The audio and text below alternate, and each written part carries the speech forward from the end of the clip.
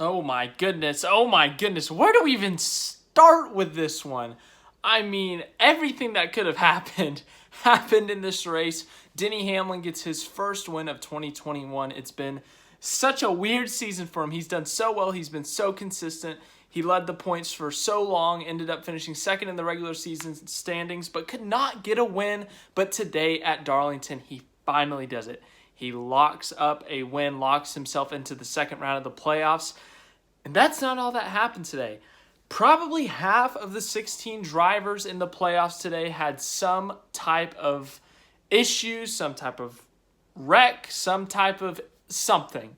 Right from the beginning, it was chaotic. Around lap 15, Alex Bowman had a flat tire, hit the wall, and his teammate, William Byron, made contact with him. Bowman had a ton of damage and was just not competitive at all after that. Byron was able to recover. He was able to fix some of that damage, but later in the race had a tire blow and hit the wall hard, ending his day. Other guys who had issues. Kevin Harvick had a loose wheel and had to come back down pit road. Martin Truex Jr. had a speeding penalty that ended up costing him late in the race. Chase Elliott blew a tire after contact late in the race. And Kyle Busch was the big topic because he hit the wall pretty hard, ended his day. He was pretty frustrated after the race. We will talk about that later. Michael Mcdowell, he was involved in an early crash. Lots of playoff drivers involved with problems today, but it was Denny Hamlin and Kyle Larson who dominated today. Hamlin led 146 laps, I think, and Larson led 156. Both of them split the first and second stage, and then obviously Hamlin went on to win. But it wasn't easy. Hamlin had to run perfect those last 20 to 30 laps, had to hold off Kyle Larson, who has been the best driver all year. And at the end there, Larson tried his hardest. And I'm not just saying that like, he tried his hardest. I mean, he literally could not have tried any harder in that moment. Larson, in his own words, said he tried to do what they do in the video games. He literally just aimed for the wall, tried to hope it would work, and he got to Hamlin's back bumper. Like, he hit him. Hamlin had to slide up and block him, or Larson could have potentially passed him. Larson went with one of the most crazy, absurd, aggressive moves I've ever seen, and it almost worked. Kyle Larson, we know, is extremely talented. He can drive a race car extremely well. He's one of the most talented drivers in terms of raw talent in the NASCAR Cup Series garage and anything you put him in. But that just was like, that was beyond belief. You know, like, coming to the white flag, Hamlin had a 0.6 of a second lead. I was like, okay, he'll just continue to do what he's doing. He'll just continue to run the line that Larson runs, and, you know, Larson won't be able to get around him because of that. And Larson didn't care. Larson just freaking went for it. Larson tried to tear down the wall. I mean, if there wasn't a wall there, I think he would have made it all the way to the beach. He sent it, fully sent it. He failed. But he still got second, and he's still probably got a humongous lead on the playoff gap. But Denny Hamlin, wow. I'm telling you guys, that race was chaotic. That was the playoff opener. I didn't even mention that. But the playoff opener, the round of 16, what a crazy opening race. I mean, we talk about Talladega as the wild card, the crazy race where multiple playoff drivers getting wrecks, and, you know, we see guys go beyond the elimination. We see guys flip-flop from the elimination stuff. We talk about the Roval as a crazy playoff race. We see guys wreck there. We see guys getting late race incidents there. We don't think of Darlington really as a chaotic playoff race, but today it was just that. I mean, seriously, as I said earlier, Mcdowell, Kyle Busch, Alex Bowman, William Byron, Chase Elliott, Kevin Harvick, Martin Truex Jr., tons of guys had issues in this race that were in the playoffs, that were locked in, trying to make it to the round of 12, and it ended up costing a good chunk of them, and we have to talk about that. So let's start off in order. Alex Bowman. That is not the start to the playoffs they wanted. Bowman, he has been pretty inconsistent this year, but he has 3 wins. He has had his moments where they have shown very good speed. And coming into the playoffs, they had 15 playoff points. They had an early problem. Blew a tire, hit the wall, was hit in the back by his teammate William Byron, and that gave them damage all over the car. The right side of the car, the front of the car, the back of the car, and then the left rear from the contact with Byron. That basically ruined their day. They were basically hoping that other people would have problems, which they did. but that took them out of competitiveness. They had no shot after that. They had no shot after that. It was basically game over after that. They got a probably 26th, 27th place finish, 4 or 5 laps down. It was an awful day for them, awful opening race to the playoffs. Luckily for them, next week they go to Richmond, which is where they won at in the spring, but not a good start at all for Alex Bowman. William Byron, good. He was looking really good. After that contact with Bowman, they fixed it. It was minimal damage. They were able to come back inside the top 10. Late race chaos, or not late race chaos, but later in the race, chaos strikes. Byron blows a tire because I think Goodyear said an inner valve stem or something broke and caused the tire to deflate, and Byron smacked the wall hard. Luckily, he is okay, but he hit the wall extremely hard, and that ended his night, and heck, he's probably below the cutoff line.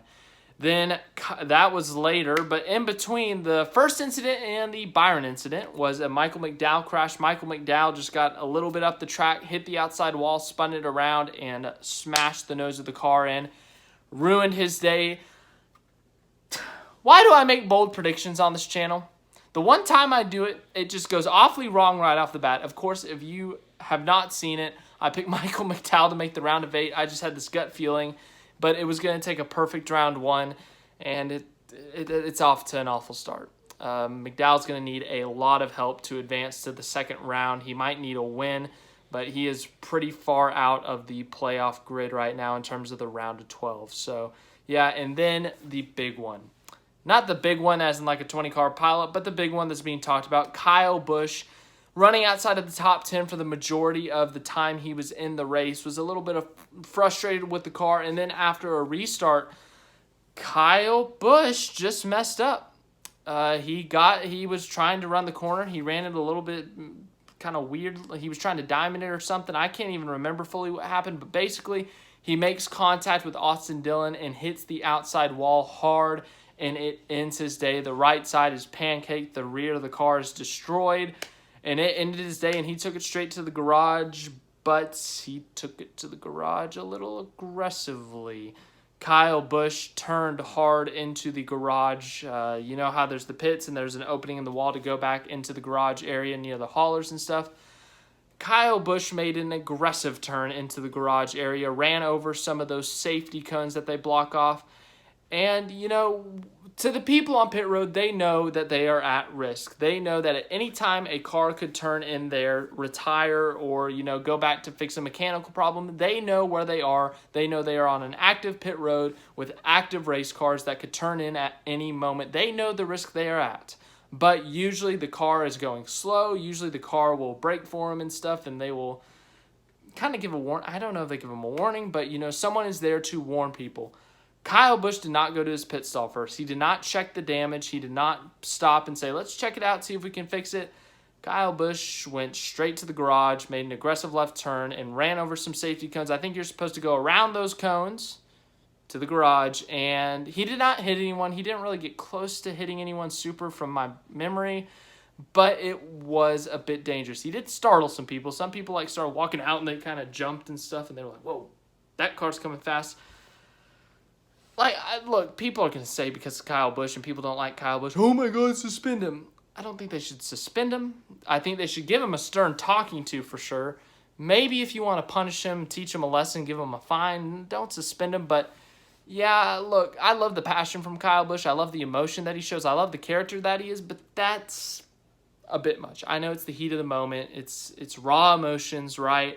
But you cannot do that. You cannot turn into the garage area aggressively like that. You cannot just whip it in there and, without warning and run over the safety cones and stuff. That's just that was poor by Kyle Busch. I don't know how to describe it. It was pretty bad. But as I said, I don't think he should be suspended at all. I think he just needs a stern talking to. Nothing too severe for Kyle Busch, but. Once again, I think those people all on pit road, they know it's an active pit road. They know to keep their eyes out, to keep their heads up.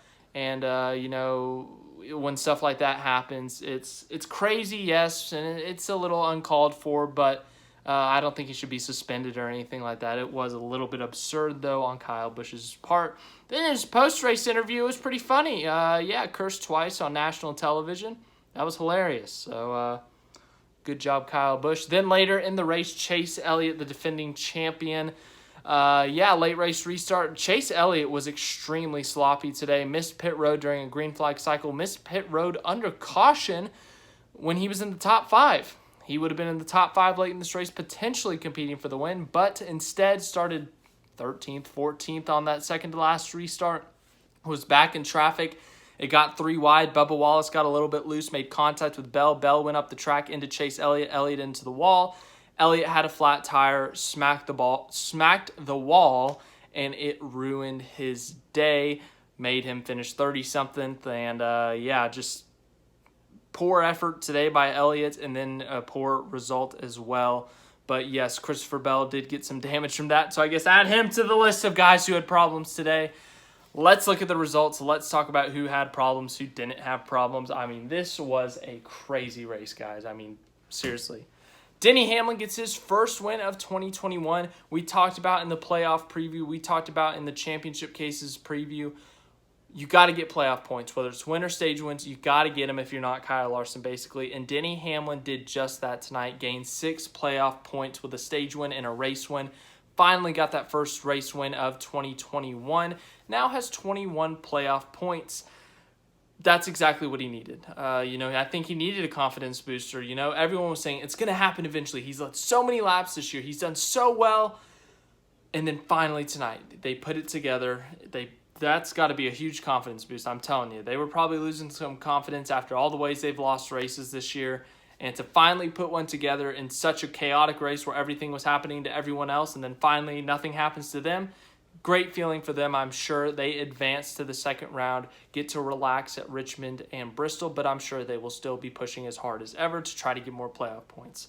Second place, Kyle Larson with a freaking move there at the end. Move of the day. Oh my gosh, I cannot believe he tried to pull that off. He almost did it. He almost freaking did it, but Larson, another Kyle Larson, what could have been this year. He's dominated multiple races this year where he has not won, but led over 150 laps today, won a stage, got a playoff point. We've talked about the importance of playoff points. There's no such thing as too many, as we saw with Harvick last year. But yes, did win a stage, got a ton of points today. I mean, he's got to be a lock in the second round. Not mathematically, but as long as he finishes top 15, top 20 next week at Richmond, he's got to be a lock for the third round. I mean, they did what they were supposed to do today, which was get points. And they got almost all of them. So, good day for Larson. Third place, Ross Chastain today was insane. This dude could have won the race. He was absolutely insane. He was probably the third best car today. I'm serious. Chastain there was at the end of the race. He was actually up there competing for the win at times. He fell off a little bit in the last 5 to 10 laps, but he was up there trying to pass Larson, trying to catch up to Hamlin. He was there. This guy led laps today. He was up there in the top 5 all day long. The 42 has been good at the pass at Darlington with Larson. And so with Larson, it's okay, that's this type of racetrack. Chastain comes in here and great performance. Absolutely amazing performance by Ross Chastain. Great day. They missed the playoffs, which is disappointing, but a tremendous day by Ross Chastain. Absolutely incredible. Shout out to them. They might get there's someone else that might have beat them in terms of performance of the day. We'll talk about them later, but amazing drive by Ross Chastain. Great job. Fourth place, Martin Truex Jr. Could have been a Darlington sweep this year. He won the race off pit road on that final pit stop, but unfortunately was speeding on pit road. Sent him to the back of the field, but he rallies back for a fourth place finish. With all the chaos that happened today, with a fourth place finish, he probably gained a ton of points on the cutoff line. Fifth place, Kevin Harvick. Harvick looked really good early in this race, led some laps, had a loose wheel late in this one, but was able to rally back for a fifth place finish. He had a top 5 car for most of the day. A really solid day for Kevin Harvick and that team. They have struggled at times this year, but overall they've been consistent, and this is probably one of their better runs this year. So once again, a great run for Harvick, a good points day. 6th place, Kurt Busch, a solid day for him. He was up there in the top 5, top 10 most of the day. Solid points day for him. I'm sure he gained some points on the playoff grid. We will look at that after the results. Solid day for him. 7th place, Brad Keselowski was really irrelevant most of the day. Was outside of the top 10 for a good chunk of the day. Fell back to the 17th to 18th place range. But with all the chaos of the race, with all the late race restarts, other contenders crashing out, Keselowski was able to capitalize and finish in 7th. 8th place, Joey Logano, quiet top 10 day. Good day for him. Just a quiet top 10. 9th place, Chris Buescher was up there late in this race, gets a top 10. 10th, Austin Dillon. 11th, Cole Custer. Great runs for these guys. 12th, Ryan Preece. 13th, Daniel Suarez. Really good day for him. 14th, Ryan Newman. 15th, Corey LaJoie. Raw freaking speed today. This team was in the top 10 for a good chunk of the day. It wasn't pit strategy. It wasn't a good timed caution for him. Corey LaJoie drove up there into the top 10. This is the guy I wanted to talk about. If there was a Driver of the Day award, he would probably win it. He was up to 7th at one point, was in that 7th to 12th place range all day long, but late in the race fell back to 15th. Absolutely incredible drive for them at Darlington. You know, their best finishes for Spire are at Daytona, Talladega, the super speedways. Today at Darlington, one of the toughest tracks, a driver's racetrack, Corey LaJoie drove the heck out of that car, got a top 15, was in the top 10 most of the day. Incredible. Absolutely incredible by LaJoie. 16th, Eric Almirola. Almirola was in the top 10 for a bit. And I was like, Eric Almirola championship season, yes, please. But then he struggled. He fell off. And I was like, well, there goes his chances. But then Kyle Busch crashes. William Byron crashes. Chase Elliott crashes. Like, all these guys start crashing. I'm like, all right, Eric Almirola 2021 championship. Let's go. Let's go. But a 16th place finish. Got some stage points, so good for him.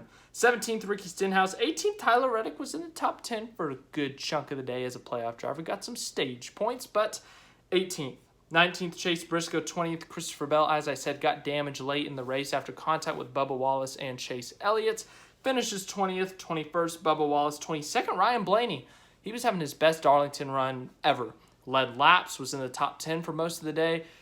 And then Penske struck. Penske has had problems with brakes this year, and it struck Ryan Blaney. Ran out of brakes, spun himself out, and finished 22nd. Very tough scene. 23rd, Matt DiBenedetto. 24th, Anthony Alfredo. 25th, Justin Haley. 26th, Alex Bowman. We talked about his problems already. Just tough. Extremely tough. Bad luck. Whatever you want to call it. That's an awful way to start the playoffs. 27th, BJ McLeod. Get loud from McLeod. 28th, Josh Bilicki. 29th, Joey Gase. 30th, Quinn Houff. 31st, Chase Elliott. As I said, top 10, top 5 most of the day. Collected a couple of stage points, but late in this one, made a mistake that was probably his own fault. Missed pit road under caution. Had to restart 14th or 15th after he came back in later. Got shuffled in all the madness, hit the wall, and it cut his tire. So, yeah, they can't afford another bad performance, or they could be out in the first round. The defending champ could be out in the first round, people. It's pretty scary for him. 32nd, Eric Jones. 33rd, Cody Ware. I do not have an update, but he dropped out of the race because he was not feeling well in the car. He said he was about to black out. They're checking him. I'm really not sure. I don't know if it was like carbon monoxide poisoning. I don't know if he was sick. I don't know what it is, but just hopefully Cody Ware is doing okay. Hopefully he is better. Hopefully he's getting some treatment. Whether it's from the infield care center or if hopefully not, but if he has to go to a hospital to get taken care of, hopefully he is okay. 34th, William Byron blew a tire, took a hard hit. Yeah, that's tough for them. 35th, Kyle Busch. We talked about him already. Tough day. Once again, I don't think he should be suspended or anything. He should probably get a stern talking to about that pit road incident after he crashed. But yeah, tough, awful day for Kyle Busch. I had him in my championship four, and he might be like below the cutoff line, that's tough. 36th, James Davison. 37th, Michael McDowell. Oh my gosh. Everything was going perfect for him at the beginning. He was started 15th. He was up to like 13th. They pit after the William Byron, Alex Bowman incident. And, they got fresh tires, and they were up into the top 10 after those fresh tires. And I was like, oh, let's go. Eric Jones stays out. decides to slow everyone up. Things get shuffled. McDowell makes a mistake and crashes. Tough scene. Let's look at the points. Well, an update that is good news. Cody Ware has been released from the infield care center, so I'm hoping that means that he is okay. Very good news. Very good news. Let's look at the playoff grid. Denny Hamlin is through with his victory. His first of 2021 gets him into the round of 12. Kyle Larson is 80 points ahead. That's a lock. Not mathematically, but, you know, all he has to do is keep that gap, or he can afford 20 points. He can lose 20 points and still advance. Martin Truex Jr., 36 points above. That's pretty comfortable. Kurt Busch, 26 points above. That's pretty comfortable. Blaney, 22 points above. That's comfortable. 21 for Logano, 20 for Harvick. I would say that's the comfortable range. This is where it gets crazy. Brad Keselowski, 12 points above. That can be switched in one stage. That can go wrong. Christopher Bell, 5 points above. Chase Elliott, 4 points above. Eric Almirola, 3 points above. Tyler Reddick, +0. Those guys should be scared. Straight up, they should be scared. That can literally change in the matter of, like, 5 laps, 2 laps, 3 laps. You miss a turn on the last lap or something, dude, could be chaos. But, yeah, they got to get it going next week at Richmond. 13th, Alex Bowman, -0. 14th, Kyle Busch, -2. 15th, William Byron, -9. I would say those guys are still in striking distance. Obviously not the position they want to be in, but they are still in striking distance. That can be changed in one stage, as I said earlier. And then Michael McDowell. It's not mathematically a must-win, but let's be honest, that number is probably going to get bigger. That's a must-win. Tough scene, but yeah, overall, this race was tremendous. It had action all the way through, great passing. It got a little bit dull at time when Larson was pulling away by 10 seconds, but there was some interesting pit strategy before that late race caution. That was making it interesting, making it fun. So overall, and with all the playoff drama and stuff and all the chaos, it was overall just a really good race. The past few Southern 500s haven't been great. They've had their moments where they're snooze fest or whatever. They haven't been great, but today was a pretty good race. I would give it an 8.8 out of 10 if you're asking me. That's my rating for today's race. But Denny Hamlin advances to the second round of the playoffs for his first win of 2021. Good job, Denny. Good job. Larson, you sent it there at the end. Very, very big move from you. But, wow, what a crazy race. Hope you liked this video. If you do, leave a like. But, wow, that was chaotic. We'll talk more tomorrow. Do championship cases again tomorrow. But, woo! Man, that was crazy.